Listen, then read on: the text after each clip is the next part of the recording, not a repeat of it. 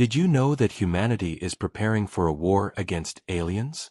The question hammered in Marcus Chen's head as he watched the three generals hurry down the Pentagon hallway at 3 a.m. He had been cleaning the floor there for 7 years and had never, ever seen that entire wing lit up in the middle of the night. The bucket slipped from his hands when he noticed that one of the generals was carrying a red briefcase. Marcus knew what that meant. His son David served in the Air Force, and once, during Christmas dinner, he let slip between sips of beer, "Dad, if you see someone carrying a red briefcase in the Pentagon, it's because something terrible is about to happen." But what Marcus witnessed next made his heart almost stop. For the first time in all those years, the door to the classified operations room opened for a few seconds. And inside, projected on a giant screen, was the image of something that shouldn't exist. An irregular object, glowing in shades of green and blue, moving through space in a way that defied all known physical logic. "Sir, you shouldn't be here." The guard's sharp voice was accompanied by a firm hand on his shoulder. Marcus swallowed hard. "I was just cleaning, Leave. Now."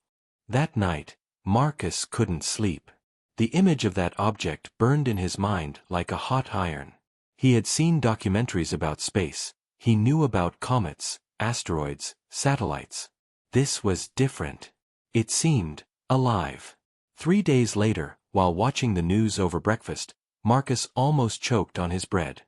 The report showed airports paralyzed in Scandinavia. Unidentified drones. Authorities with no answers. The reporter spoke in that professional voice, but Marcus could see the fear hidden in her eyes. "Mommy, why are you crying?" The sweet voice of his 9-year-old daughter, Emma, came from the kitchen door. Marcus hadn't even noticed the tears running down his face. How could he explain to a child that the world she knew might be about to change forever? "It's nothing, sweetie. Daddy's just tired." But it wasn't tiredness. It was terror. Terror of knowing something he shouldn't know. Terror of realizing that seemingly unrelated events around the world might be part of something much bigger. The drones in Europe.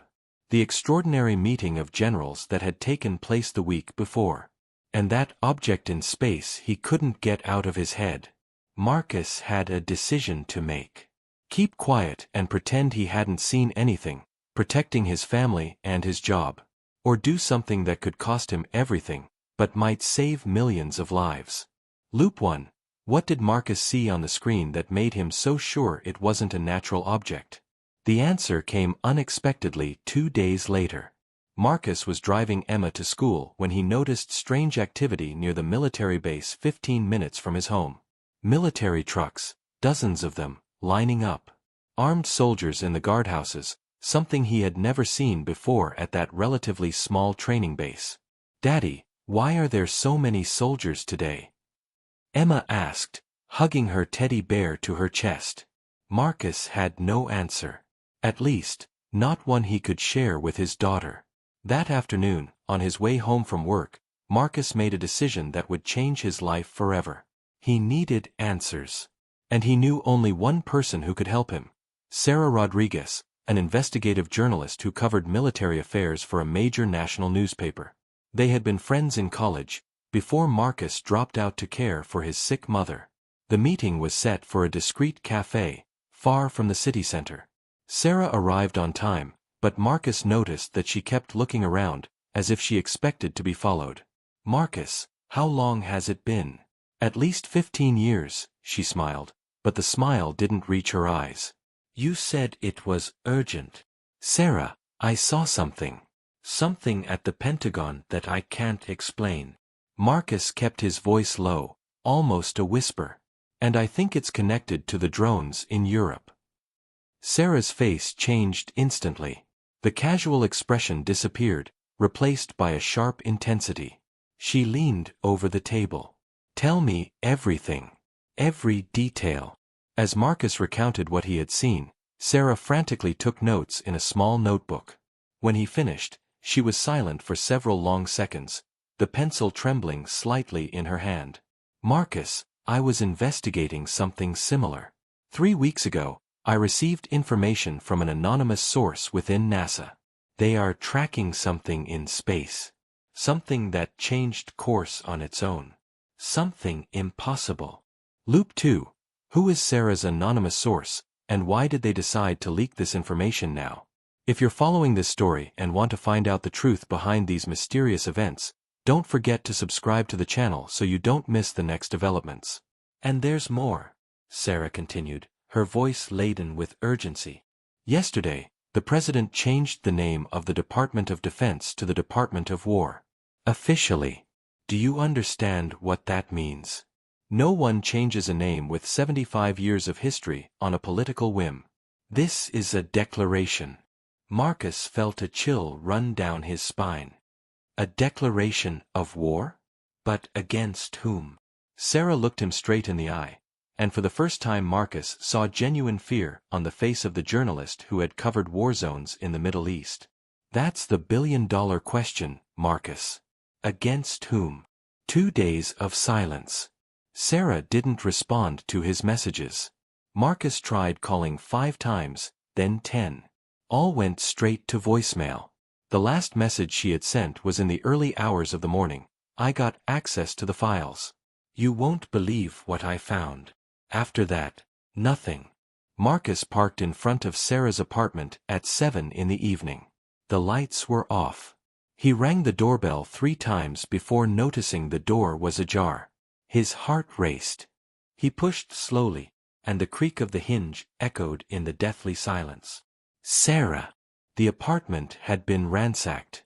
Papers were scattered across the floor, drawers were open, books had been torn from the shelves. But there were no signs of a struggle. Whoever had done this was looking for something specific. And from the looks of it, they had found it.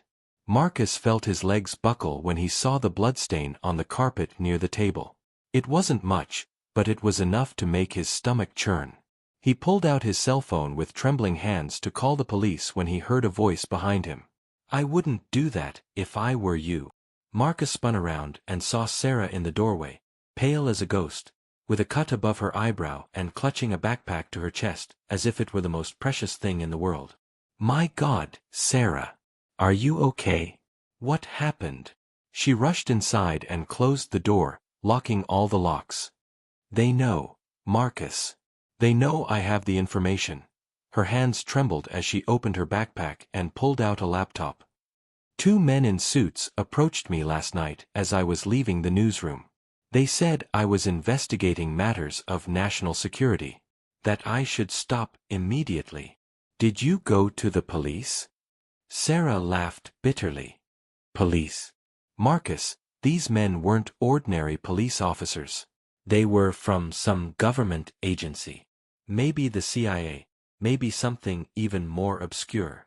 They had photos of me, of you, of your daughter leaving school.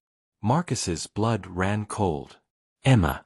They had photos of Emma. Look, I understand if you want out of this, Sarah continued, opening her laptop. You have a family. I shouldn't have gotten you involved. But Marcus, what I've discovered, it's bigger than the 2 of us. It's bigger than anything. Marcus thought of Emma, her smile, how she always asked him to read her stories before bed. He thought of his wife Rachel, who worked double shifts as a nurse to help pay the bills. They depended on him. But how many other families were also at risk? How many other children might have no future if he simply turned his back now? Show me, he said, sitting down next to her. Show me everything. Sarah took a deep breath and turned the laptop screen toward him. What Marcus saw made all the air escape from his lungs. It was the same image he had seen briefly at the Pentagon, but now in high resolution and surrounded by technical data. This object has a code name, Atlas C-13, Sarah explained. Officially, it's classified as an interstellar comet. But Marcus, comets don't do this. She clicked on a video. The image showed the object changing speed in a matter of seconds, accelerating and decelerating in ways that violated all known laws of physics. Then, impossibly, it changed direction. A smooth, deliberate, calculated turn. Comets don't change direction on their own, Marcus whispered, answering his own question from days ago. Response 2 Loop 1. They follow predictable orbits. That thing, it's being controlled. Exactly. And there's more. Sarah opened another file, this time a NASA document marked Top Secret. This report was leaked by my source 3 days before she disappeared. Yes, disappeared. No one knows where she is. Marcus read the document, feeling a growing wave of dread with each line. The object wasn't just approaching Earth. It was deliberately slowing down. And more terrifying, it had emitted a signal.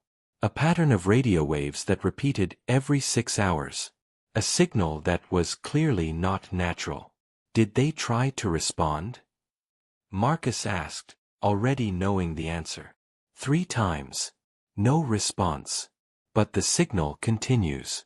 It's as if it were an automatic message. A warning. Or a countdown. Loop 3. What does the signal really mean, and why does its intensity change with each cycle? Sarah closed her laptop and looked at Marcus with an intensity he had never seen before. The meeting of generals that took place last week? It wasn't about domestic policy. It was about this. About Atlas, C-13. They're preparing, Marcus. Moving troops, emptying secondary bases to concentrate forces in strategic locations. The department's name change wasn't symbolic. It was literal. And the drones in Europe? That's the part that keeps me awake at night. Sarah stood up and began pacing around the apartment. The drones appeared exactly 3 days after Atlas C-13 emitted its first signal. Exactly. Russia denies involvement, China too, all countries with advanced technology deny it. But someone or something sent those drones. And they weren't there to spy. They were mapping. Mapping what? Infrastructure. Evacuation routes. Military installations. It's as if someone was doing detailed reconnaissance before. She stopped, unable to complete the sentence. Marcus felt nauseous. Before an invasion. The ensuing silence was broken by Marcus's cell phone vibrating. It was a message from Rachel. Where are you? Emma has a fever and is looking for you. Please come home. Guilt pierced his chest like a knife. While he was here discovering truths about cosmic threats, his daughter was sick and wanting her father. What kind of man was he? Go, Sarah said softly. Your family needs you. I'll keep investigating. No, Marcus put his cell phone away, making the most difficult decision of his life. I'm going home. But tomorrow, we're both going after the person who can confirm all this. Your source at NASA. You said she disappeared, but people don't just vanish without a trace. We're going to find her. Sarah nodded slowly. There's something else you need to know. That military base near your house, the one you saw being reinforced? I checked it out. 2 months ago, it was a simple training base. Now it's classified as an Omega-class threat response facility. What does Omega-class mean? Sarah stared at him with eyes that carried the weight of a terrible truth.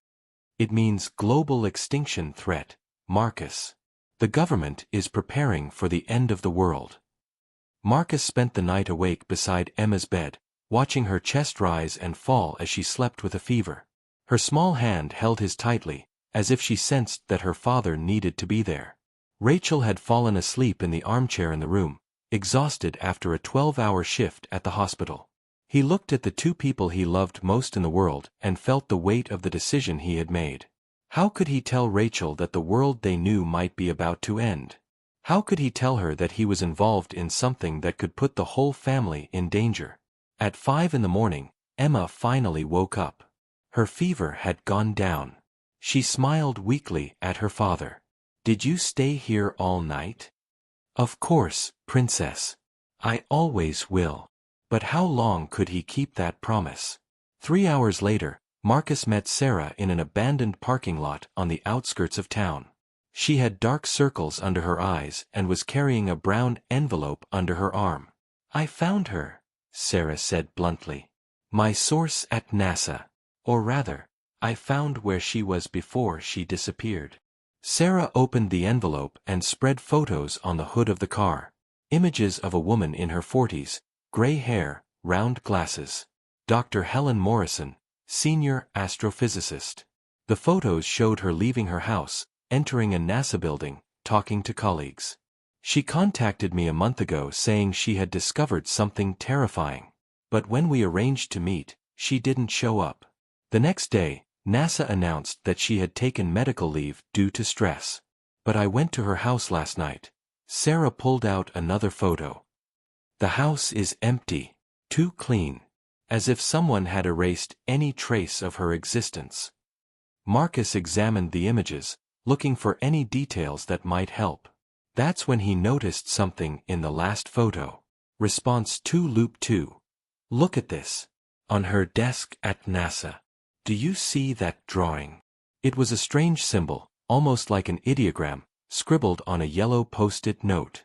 I saw it. I couldn't identify it. It's not from any known language. What if it's not from any human language? Marcus felt a chill. Sarah, what if Dr. Morrison didn't disappear by accident? What if she was taken because she discovered something about the signal? Something they didn't want to become public. Before Sarah could answer, Marcus's cell phone rang. Unknown number. He hesitated, but answered. Mr. Chen. The voice was male, calm, cold. My name doesn't matter. What matters is that you stop asking questions. For the sake of your family. Marcus felt his blood run cold. Who are you? How did you get my number?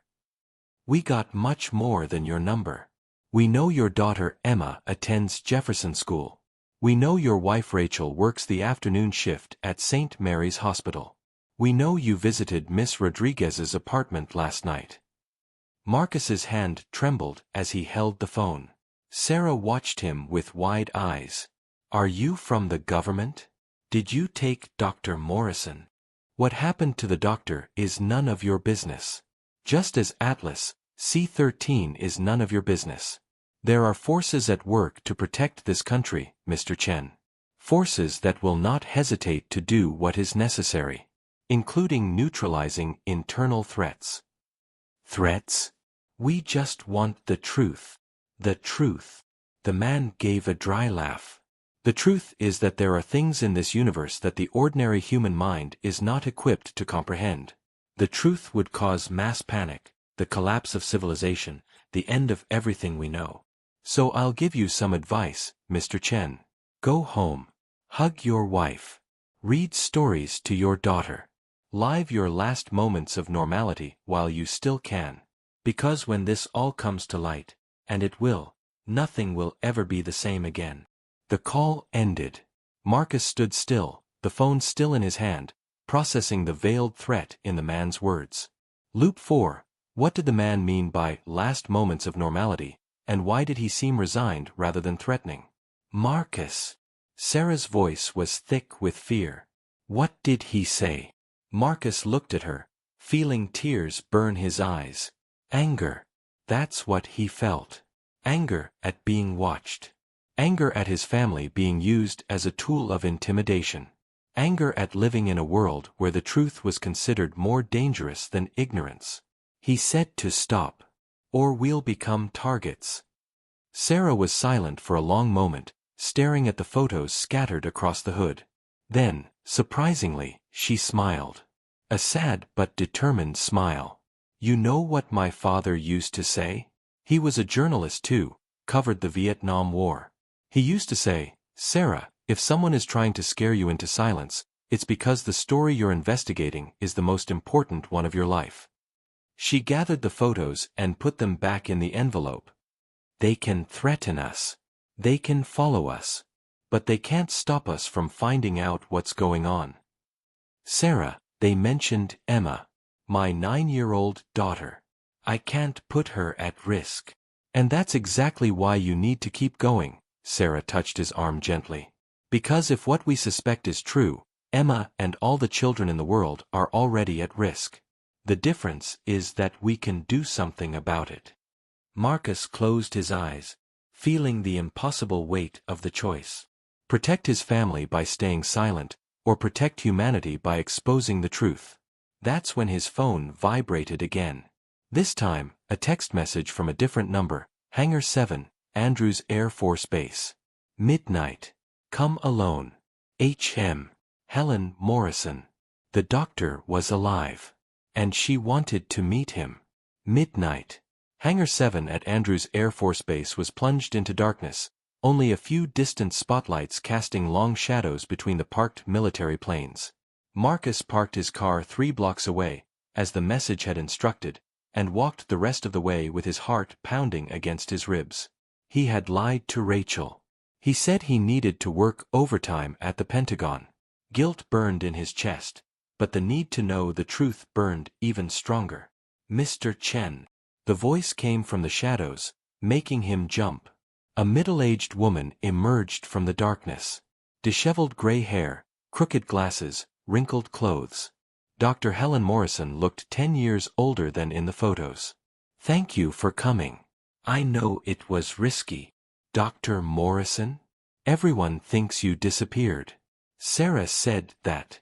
Sarah Rodriguez, the journalist. Yes, I tried to contact her, but they caught me first. They kept me in an isolated location for 2 weeks. They tried to convince me that I was having a nervous breakdown, that what I had discovered was just hallucinations caused by stress. She laughed without humor. But I wasn't crazy. And I managed to escape 3 days ago. Marcus took a step forward. The Atlas, C-13. Did you find out what it really is?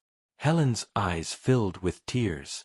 Not from fear, but from a deep sadness that cut Marcus to the soul. I found out something worse, Mr. Chen. I found out that we're not preparing for a war against aliens. She paused, her hands shaking. We're preparing to surrender to them. The words were like a punch in the stomach. What are you saying? Helen opened a battered backpack and pulled out a tablet.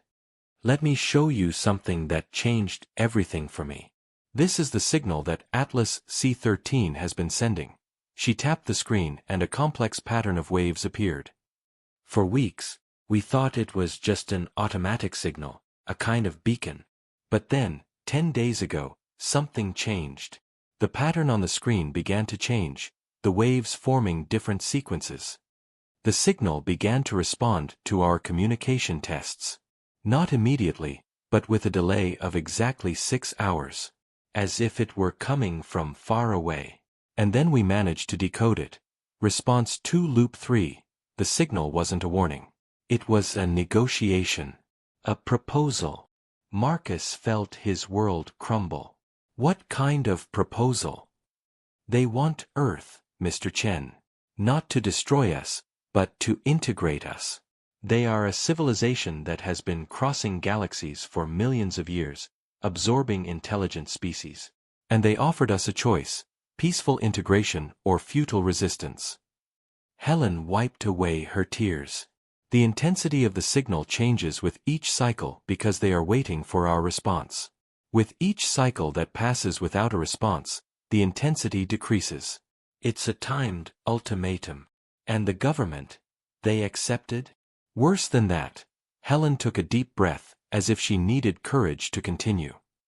They are already negotiating the terms of surrender. The meeting of generals was not to plan a defense. It was to discuss how to manage the transition. How to control the population when the truth comes out. The change from Department of Defense to Department of War was just political theater, a distraction while the real deals are made behind the scenes. Marcus felt nauseous. But the drones. The troop movements. If they're already surrendering, why all this military mobilization? That's when Helen showed him something that would change everything. Another file on the tablet. This time, a grainy video, clearly filmed in secret. It showed a meeting room. Marcus recognized some of the faces. Generals, the Secretary of Defense, people in expensive suits he didn't know. And in the center of the table, projected holographically, was a creature. Marcus couldn't suppress the cry that escaped his throat. The creature was vaguely humanoid, but its proportions were all wrong. Arms too long, head slightly tilted, eyes that glowed with their own light. And it was talking. The voice coming from the projector was strange, modulated, but perfectly understandable in English. Integration will be beneficial to both species. Your medical technology will advance 1,000 years in a generation. Diseases will be eradicated. Hunger, poverty, war between humans will become obsolete. All we ask in return is cooperation and access to your planetary resources. Marcus watched, mesmerized and horrified, as one of the generals replied, "What about the population that resists? That refuses to accept integration?" The creature tilted its head in an almost sympathetic gesture. "Resistance is natural. We expect it. But resistance will not be tolerated indefinitely. Your species has a saying, you can lead a horse to water, but you can't make it drink. We prefer gentle methods of persuasion. But if necessary, we have other methods." The video ended. Marcus stared at the black screen, feeling as if the ground had disappeared from under his feet.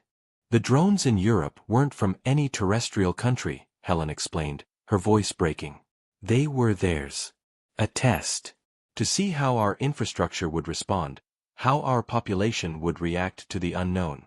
And we failed the test, Marcus. We panicked. We closed airports. We mobilized the military. We proved that we are not ready for peaceful contact. And that gave our own leaders the perfect excuse to negotiate our surrender, for the greater good." Marcus fell to his knees on the cold hangar floor. He thought of Emma, of her innocent smile. He thought of Rachel, working tirelessly to give her family a better future. He thought of all the people in the world living their lives, unaware that their freedoms, their choices, their very destiny was being negotiated in secret rooms. "Why don't they tell people?" Marcus asked, tears streaming down his face. "Why all this charade?" "Because they know human nature better than we do," Helen knelt beside him. "If they announce the truth now, there will be panic. Chaos. Violence. Millions will die before the aliens even arrive. So they plan a gradual revelation. First, scientific discoveries suggesting extraterrestrial life. Then, carefully orchestrated contact. And finally, when the population is psychologically prepared, integration. Response to Loop 4. The last moments of normalcy they mentioned wasn't a threat. It was a sincere warning. A genuine desire for us to enjoy the time we have left before everything changes. Marcus wiped away his tears and looked at Helen with a determination he didn't know he possessed. "Then we stop it. We tell the world. We let people decide their own fate." "You think I didn't try?" Helen showed marks on her wrists, recent scars. "They locked me up. They drugged me. They told me that if I spoke publicly, I would be declared mentally unstable. My credibility destroyed. And you, Marcus, you're just a janitor. Who's going to believe us?" That's when Marcus heard it. Footsteps. Multiple. Coming from all directions. Flashlights cutting through the darkness. They had been tracked. "Dr. Morrison. Mr. Chen. Come out with your hands up." The authoritative voice echoed through the hangar. Helen grabbed Marcus's arm. "The tablet. It's all here. Files, videos, communications. You need to take this to Sarah. She'll know what to do. I'm not leaving you here. You have no choice." Helen shoved the tablet into his hands and forced him to his feet. "There's an exit in the back, behind that military jet. Run and don't look back. Make it worth it, Marcus. For our children. For Emma." Marcus hesitated for just a second before running. Tears blurred his vision as he heard screams behind him, orders being shouted, Helen being detained. But he didn't stop. He couldn't stop. He reached the fence at the back of the hangar and climbed over it with an adrenaline rush he didn't know he had. On the other side, he ran through the dark streets to his car. He threw the tablet on the passenger seat and drove off. But something was wrong. He could feel it. The car seemed to be being followed, shadows moving in sync with him. And then, in a twist that froze his blood, he noticed something. The tablet had started to glow on its own. The screen lit up without him touching it, displaying a text message that appeared letter by letter. Mr. Chen. Impressive courage. But futile. We are already here. We are already among you. Integration is not a future threat. It has already begun. Look around you. How many of your leaders do you think are still completely human? Dr. Morrison was not arrested. She was saved. From you. Marcus slammed on the brakes, the car skidding to a halt on the shoulder. His mind raced desperately. What did that mean? Had Helen been converted? Integrated? What if the tablet wasn't evidence, but bait? He glanced in the rearview mirror and saw something that made his heart stop. 3 black cars with tinted windows were parked behind him. The doors opened in perfect sync. Marcus had seconds to decide. Stay and face whatever was coming. Or destroy the tablet, go home, hug his family, and pretend none of this ever happened. But then he thought of something Helen had said. Make it worth it. For Emma. With trembling hands, Marcus picked up his phone and pressed record. He pointed the camera at himself, the glowing tablet beside him, the black cars behind him approaching. My name is Marcus Chen. If you're watching this, it's because something has happened to me. But I need the world to know the truth. We are not alone. And we are not preparing for war. We are preparing to lose our humanity without even fighting for it. Marcus pressed send before he even finished speaking.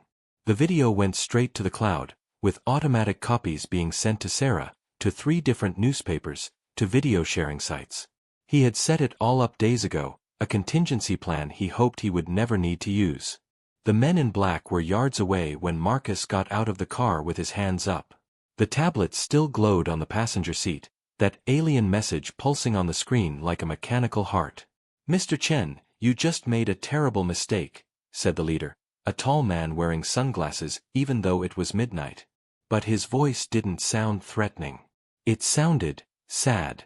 The only mistake, Marcus replied, surprised by the firmness in his own voice, would be to let my daughter grow up in a world where the truth is considered a crime.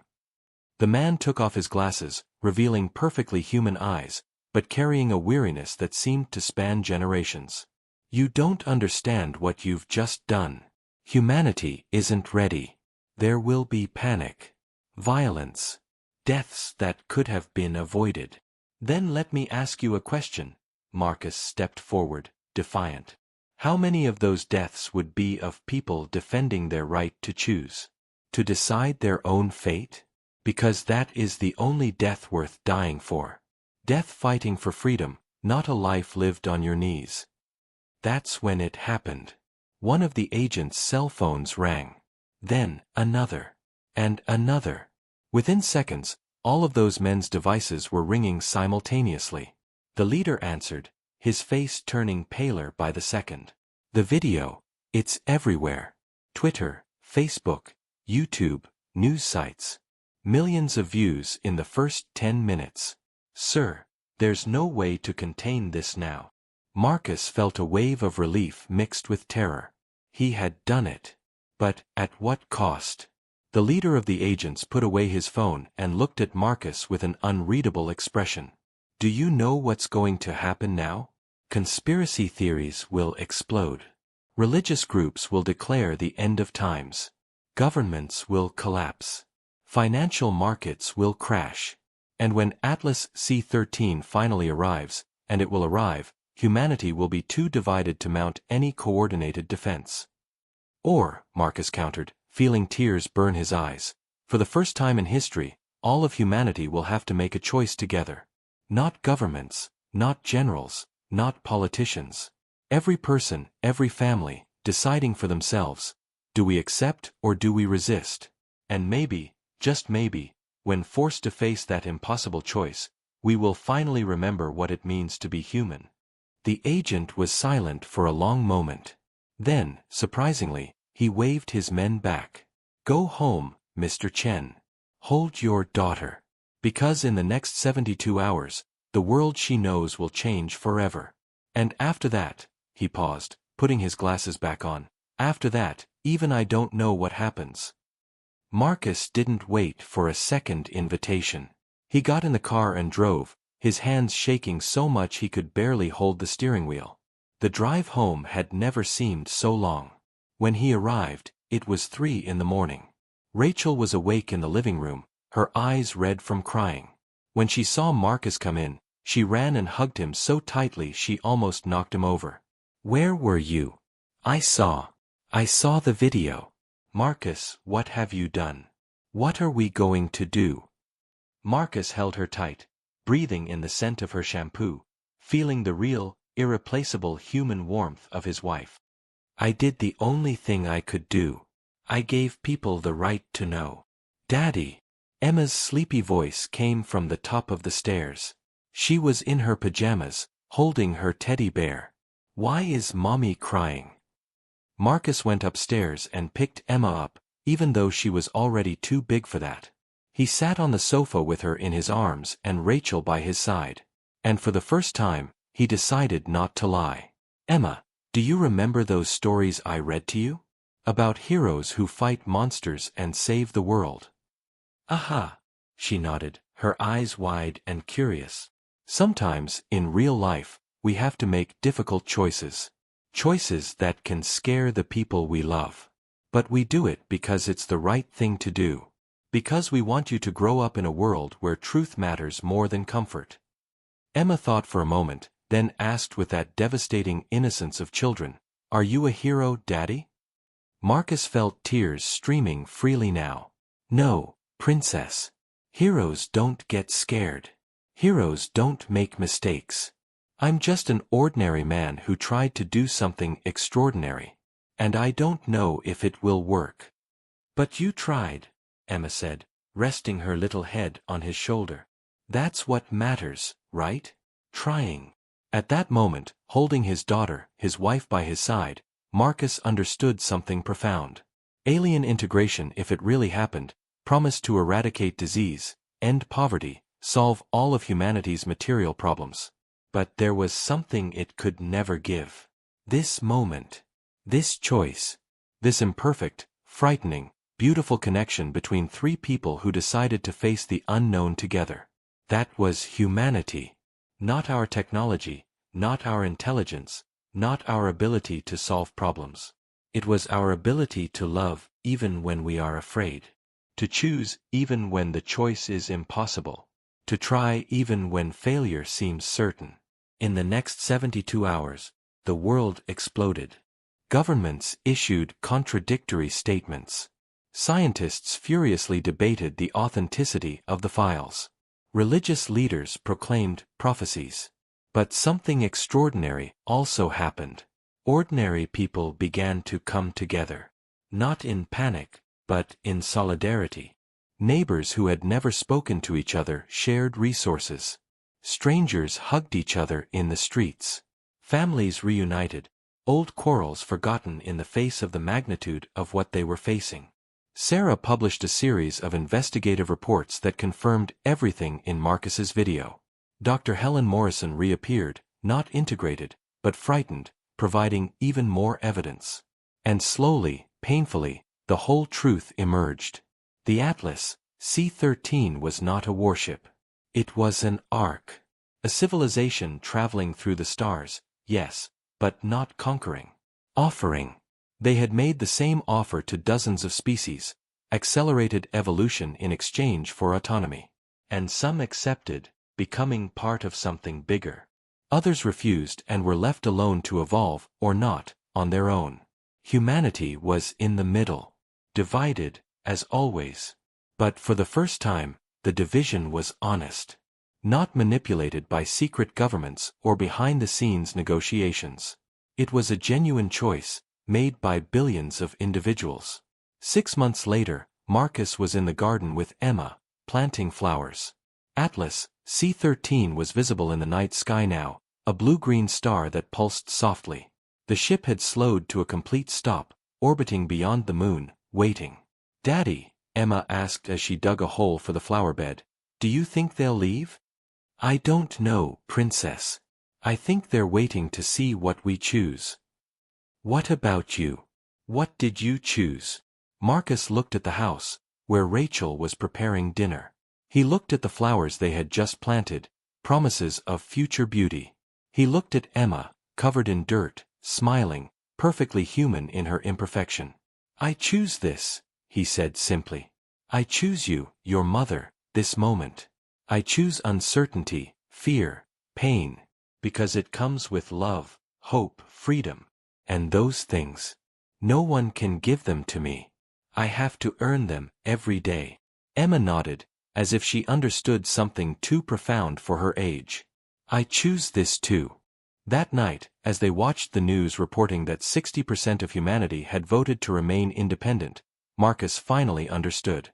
The war for Earth would never be fought with weapons. It would be fought with choices. And regardless of the outcome, the simple fact that they had had the chance to choose was already a victory. Because in the end, what defines us as a species is not our ability to evolve or adapt.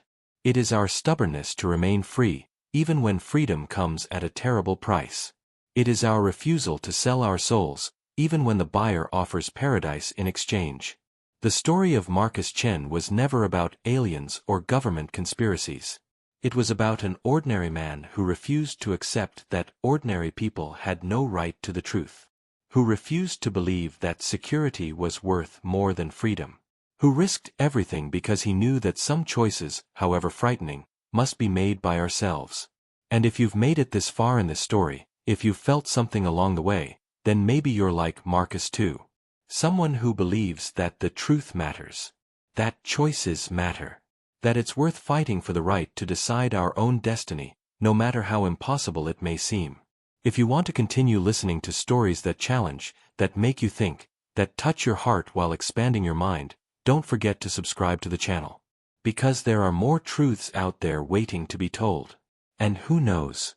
Maybe you'll be the next one to make an impossible choice that changes everything.